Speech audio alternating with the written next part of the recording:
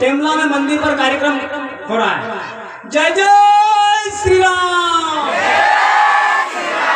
जय जय श्री राम।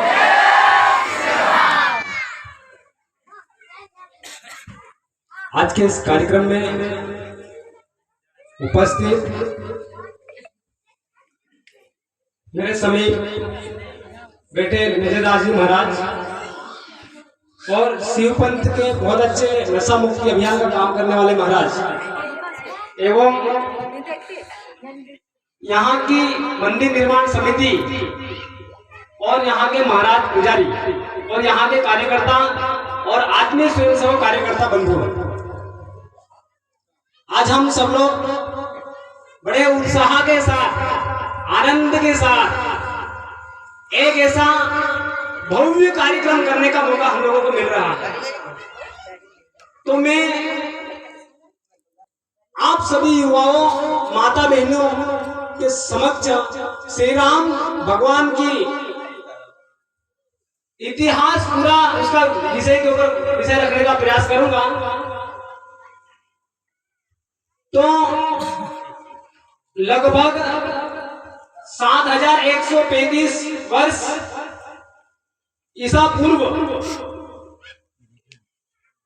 रामायण काल के समय से 1528 के लगभग से एक उज्जैन के राजा विक्रमादित्य के द्वारा भगवान श्री राम जी की मंदिर का निर्माण किया गया था। राजा विक्रमादित्य अपने मध्य प्रदेश के उनके द्वारा भगवान श्री राम जी के मंदिर की वहां पर मंदिर बनाया गया था।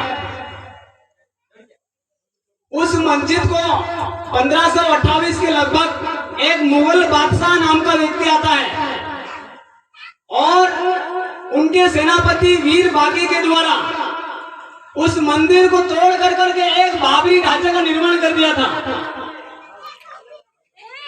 तो उस समय से विवाद चलता रहा, लंबा संघर्ष चलता रहा और हिंदू समाज के द्वारा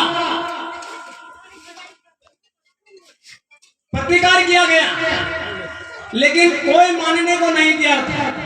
दुर्भाग्य की यह बात है कि मुगल बादशाहों की सरकार और अंग्रेजों की सरकार और उनके शासनकाल में उनने मंदिर को तोड़कर बना दिया है और 100 वर्ष तक और 592 साल तक लड़ाई लड़ने के बाद आज अयोध्या में भगवान श्री राम जी का मंदिर बनकर तैयार हो गया है। उस कालखंड के बीच विभिन्न प्रकार के युद्ध लड़ना पड़े, कार सेनाओं के द्वारा हजारों कार्यकर्ताओं ने अपने प्राणों की आहुतियां देनी पड़ी। इसके बाद अगस्त 1964 में जन्माष्टमी दिन एक विश्व हिंदू परिषद की घटना, एक संगठन बना था विश्व हिंदू परिषद के नाम से, जो उस मंदिर निर्माण में सहयोग करने के लिए, साधु संतों की रक्षा करने के लिए इसका निर्माण किया जाता है। 18 अप्रैल 1984 में विज्ञान भवन में साधु संतों के द्वारा एक धर्म संसद बुलाई जाती है और इस धर्म संसद में तय किया जाता है कि जो बाबरी मस्जिद बने हैं उस मस्जिद को तोड़कर वापस से हिंदू भगवान श्री राम जी का मंदिर बनाएंगे। इस संकल्प लेते लेते 1990 में केंद्र में विरोधी सरकार थी और वहां पे लड़ाई लड़ने वाले कार्यकर्ता लाल कृष्ण आडवाणी और उनके सारे कार्यकर्ताओं को जेल में भेज दिया जाता है। इतना सब कुछ होने के बाद भी 1990 में विश्व हिंदू परिषद लाखों कारसेवकों के द्वारा अयोध्या जाते हैं और विरोधी सरकार होते हुए भी अपने कार्यकर्ताओं ने वहां पर जाकर एक झंडा गाड़ कर आ जाते हैं। उसके बाद भी इतनी अच्छी सफलता नहीं मिली। 1991 में चुनाव में एक अपने सम्मति सरकार में कल्याण सिंह के नाम से मुख्यमंत्री बनता है और प्रधानमंत्री वीपी राव सिंह केंद्र में उनकी सरकार थी और 2.77 एकड़ जमीन अपने पक्ष में, हिंदुओं के पक्ष में दी जाती है और इतने में संतुष्ट नहीं होने के बाद में हिंदू समाज ने, साधु संतों ने आगे और लड़ना प्रारंभ करी। 1992 में राम दरबार बनाया गया और मार्च 1992 में विवादित ढांचे को तोड़ दिया गया। उसमें 42.99 एकड़ जमीन राम जन्मभूमि तीर्थ क्षेत्र को दी गई। उसमें राम मंदिर तीर्थ क्षेत्र करके उसकी एक दीवार बनाने का प्रारंभ किया। ये सब होते हुए भी 6 दिसंबर 1992 में विश्व हिंदू परिषद, शिवसेना और भाजपा के कार्यकर्ताओं के द्वारा गुस्सा फूटा कि इतनी भारी भगवान राम का जन्म, भगवान राम का मंदिर होते हुए भी मुगल मातृशासन द्वारा इस मस्जिद बना दी, उसके बाद भी हमको इतनी कम जमीन दी गई। तो विश्व हिंदू परिषद के कार्यकर्ताओं ने, लाखों लोगों ने जाकर के बाबरी ढांचे को उखाड़ कर एक एक ईंट उखाड़ कर लिए। वहां पर एक भी टुकड़ा नहीं दिखने को मिला। केंद्र में उनकी सरकार की विपक्ष की और 4 राज्यों में अपनी समर्थित सरकार थी। सारे सरकारी मुख्यमंत्री को बर्खास्त कर दिए गए कि तुम देश में विदर्भ फैला रहे हो, देश में तुम गलत गतिविधियां चला रहे हो करके उनकी सरकार के द्वारा उनको बर्खास्त कर दिए गए। मार्च 1993 में मुस्लिम बोर्ड के द्वारा फिर से वापस हाई कोर्ट में याचिका दर्ज कर देते हैं और उस चीज को रोक देते हैं, वहीं पे उस चीज को रोक देते हैं। और फरवरी 2022 में आपने गोधराकांड नाम से एक सुना होगा, उसमें कार्यकर्ता और देश भर से विश्व भर देश भर के सभी कार्यकर्ता, कार सेवक और वापस से आयोजन जा रहे थे और मुस्लिम समाज के लोगों के द्वारा उस ट्रेन को जला दिया जाता है और वहां पे जो जा रहे सारे लोगों को जिंदा जला दिए जाते हैं और खाक कर दिए जाते हैं। और इतना अत्याचार छोड़ने के बाद भी जाति पाति में बांटने का काम चल रहा था। अलग अलग जाति में बांटकर उनको झगड़े में डालवा दो, अलग अलग प्रकार के संगठन के माध्यम से उनको झगड़े डलवाने का काम चल रहा था। 9 नवंबर 2019 को एक अपने पक्ष में फैसला आता है और वहां पे फैसले में हाई सुप्रीम कोर्ट बताता है कि भगवान राम जी की जमीन है और भगवान राम जी यहाँ पैदा हुए थे और उनका ही स्थान है। तो 9 नवंबर 2019 में अपने पक्ष में फैसला आया और श्री राम जन्मभूमि तीर्थ क्षेत्र के नाम से ट्रस्ट का निर्माण किया गया और अपने पक्ष में जमीन आई। श्री राम मंदिर भूमि पूजन 5 अगस्त 2020 को देश के प्रधानमंत्री नरेंद्र मोदी के द्वारा किया गया।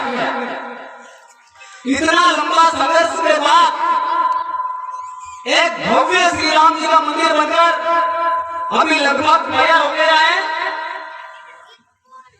और इस खुशी में सारे देश में गांव-गांव कस्बे फैले में एकदम राममय वातावरण का निर्माण किया गया और आपके गांव में इस प्रकार से कार्यक्रम हुआ है, ऐसे पूरे क्षेत्र में कार्यक्रम किया गया। बड़े सौभाग्यशाली अपन लोग हैं कि जिन लोगों ने लड़ाई लड़ते अपने प्राणों की आहुतियां दे दी, मर मिट गए, उन लोगों ने भगवान श्री राम जी का मंदिर बनते हुए नहीं देखा। लेकिन अपन इतने सौभाग्यशाली लोग हैं कि अपने आंखों के सामने भगवान श्री राम जी का मंदिर बनते हुए देखने जा रहे हैं और देख रहे हैं। तो इस खुशी में पूरे भारत भर में गली मोहल्ले में सब लोग राममय वातावरण है। मंदिर का निर्माण किसी को ही पता चलता कि मंदिर का निर्माण करने के लिए भी अगर चाहते तो किसी बड़े बड़े उद्योगपति ने मिलकर बना सकते थे, लेकिन नहीं, भगवान श्री राम जी सबके हैं, सबके दिल में बसे हैं। सबके भगवान श्री राम जी से गांव गांव से कस्बे कस्बे से फले फले से घर घर से राशि एकत्र करके आज भगवान श्री राम जी का मंदिर बनकर तैयार हो गया है। तो पूरे देश में एक राममय वातावरण का निर्माण किया गया। तो इतना ही नहीं, आज हमने एक साल में हमारे खुशी में कार्यक्रम मना लिए। इतना ही नहीं, हम ऐसा संकल्प कर सकते हैं क्या कि हर वर्ष हम इतने छोटी रैली नहीं, पूरा रेला निकल कर गांव गांव के कस्बे कस्बे फले फले में जाकर के इस प्रकार का कार्यक्रम करेंगे और धर्म की ध्वजा लहराएंगे। ऐसा संकल्प लेना चाहिए सब लोगों को। बड़े सौभाग्य की बात है कि आप लोगों के गांव में ही श्री राम जी का मंदिर की प्राण प्रतिष्ठा हुई और आपके ही गांव में भगवान श्री राम जी का मंदिर का दरबार बन गया है। तो बड़े सौभाग्य का विषय है, बड़ी अच्छी बात है आप सभी लोगों के लिए। लेकिन इतना ही नहीं, भगवान श्री राम जी का मंदिर बन गया, इतना ही नहीं, हम लोग हमारे गांव को कैसे ऊपर उठा सकते हैं, हमारे गांव के लोगों को कैसे जगा सकते हैं, हमारे लोग गांव के लोग कैसे आत्मनिर्भर बन सकते हैं, इस प्रकार से सारी योजना बनकर महीने महीने भेंट करके आप लोग योजना बननी चाहिए। और एक एक महीने में अभी फर्स्ट विभाग के द्वारा पौधे लगाए गए।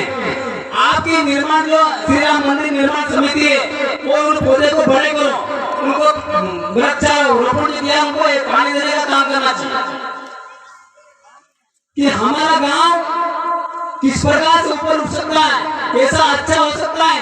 पढ़ने वाले युवाओं को अच्छे स्कूलों में भेजने का कष्ट करें, जो किसानी काम करे अच्छी उन्नत खेती करने का काम करें, जो कारीगरी का काम करे वो अच्छे कारीगर बनकर बड़े ठेकेदार बनने की कोशिश करो।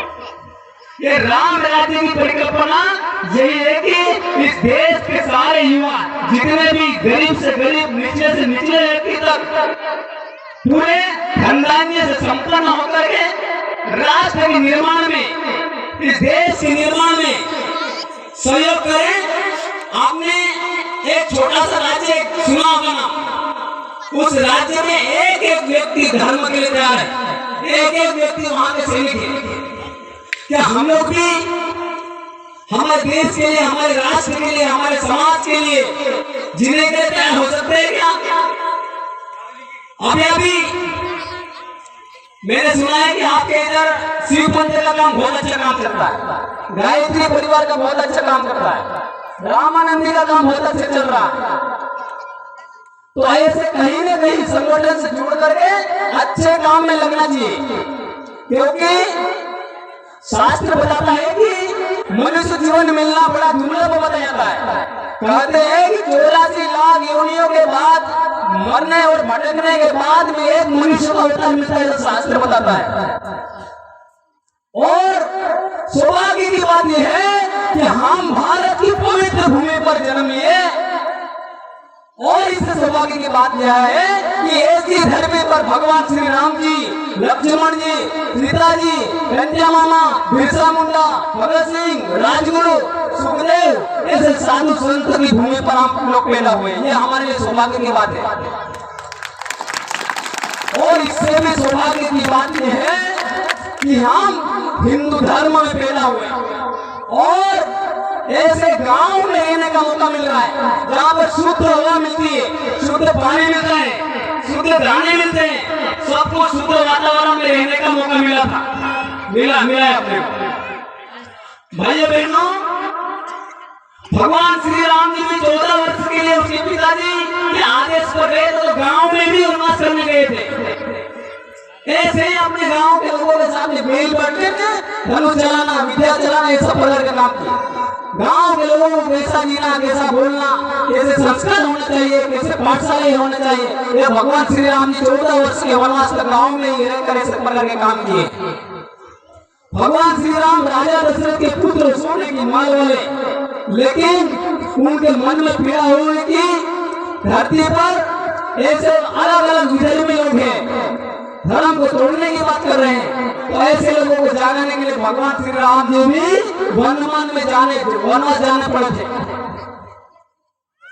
तो आप सभी कार्यकर्ता बंधु भाइयों बहनों से विनम्र निवेदन है कि महीने भर में या 15 दिन में ऐसे मंदिर में बैठ करके विचार विमर्श करना, अच्छी बात कैसे हो सकती, अच्छी किसानी खेती कैसे हो सकती है, और अच्छा कुछ अपन कैसे कर सकते हैं, और गांव में किस प्रकार का अच्छा काम कर सकते हैं, इस प्रकार से बैठ करके आप लोग निर्णय करना चाहिए। और भजन कीर्तन अच्छा काम करो, समाज के लिए अच्छा काम करने के लिए, क्योंकि भैया बहनों ये जीवन अपने को इस धरती पर आए तो कुछ लेकर नहीं जाना है, जैसा आए वैसे ही जाना है। इसलिए जितना अच्छा कर सकते हैं, जितना अच्छा ऊपर उठा सकते हैं, जितना अच्छा कर सकते हैं, क्या हमारा गांव ही परम वैभव की ओर पहुंचना चाहिए, हमारा गांव का नाम रोशन होना चाहिए, क्या हमारे गांव हरा भरा हो सकता है, क्या इस बारे में विचार विमर्श करना चाहिए। और हम लोग प्रति वर्ष इस प्रकार की रैली निकालने का आज संकल्प लेकर के जाना चाहिए। मैं जहाँ भी गया वहाँ पर उताली छोटी उताली बड़ी उताली सब लोग गए, वहाँ संकल्प दिला गया हूँ कि इस बार हमने इस प्रकार का कार्यक्रम, दूसरी बार हम पूरा गांव के लोग, आसपास के लोग, सब लोग इकट्ठे होकर के एक रैली नहीं, एक रेला निकाल के इस कार्यक्रम को प्रति वर्ष करेंगे, ऐसा संकल्प लेना चाहिए। और आज बड़ा उत्साह का दिन है, आनंद का दिन है। मुझे बोलने में बड़ी खुशी हो रही है कि भगवान राम जी जब 14 वर्ष में वनवास कर करके वापस अपने गांव आए जाए थे, तो पूरे गांव में दिए ही दिए जले थे, एकदम दिए ही जले थे। तब से हम लोग दिवाली मनाना चालू कर दी। तो आज शाम के दिन अभी महिला पुरुष जितने भी अपने अपने घर 5 से दिए से लेकर के जितने दिए जलाए उतने दिए जलाने चाहिए, भव्य पटाखे लगाना चाहिए, रंगोली बनाना चाहिए। दिवाली मनाने का खुशी का दिन ये, बस इतना ही बोल करके आप लोगों को मैं धन्यवाद ज्ञापन करना चाहता हूँ कि यहाँ की समिति के द्वारा इतना अच्छा भव्य कार्यक्रम किया गया, और ऐसा ही कार्यक्रम करते हैं। और इस प्रकार के कार्यक्रम हर गाँव में, गली गली, मोहल्ले में रहते जाने चाहिए। सब लोगों को ऐसा कार्यक्रम होना चाहिए। एक बात और बताना चाहूंगा कि यहाँ पर हमारी जो कुछ कुप्रथाएं, वो कुप्रथाएं बंद होनी चाहिए। जैसे शिव पंथ के लोगों ने कुछ विषैली पदार्थ, दारू वगैरह है, उनको बंद करने का काम किया, तो ये बहुत बड़ा पुण्य का काम है। कोई व्यक्ति गलत मार्ग पर जा रहा है, तो उसको मार्ग दिखाने वाले का काम सबसे बड़ा काम होता है, और यही सेवा है। तो ऐसा काम करते ही रहना चाहिए।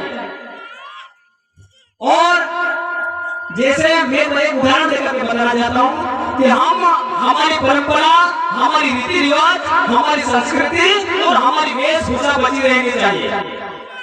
जब ऐसे अच्छे लोग बचेंगे तो ये हमारी संस्कृति बचेगी। हम लोग जब दारू की धार आते हैं तो राम राम करके पीते, और मीडिया पीते हैं तो राम राम करके पीते। तो बड़ा खुशी, बोलने में मजा आ रहा है कि राम राम राम राज्य की स्थापना हो गई, तो बड़ा हर्ष का विषय है। और इस प्रकार के कार्यक्रम करते हैं, ऐसा ही कार्यक्रम आप लोग करते हैं। और यहाँ की निर्माण समिति और महाराज जी को मैं साधुवाद देना चाहता हूँ। जय जय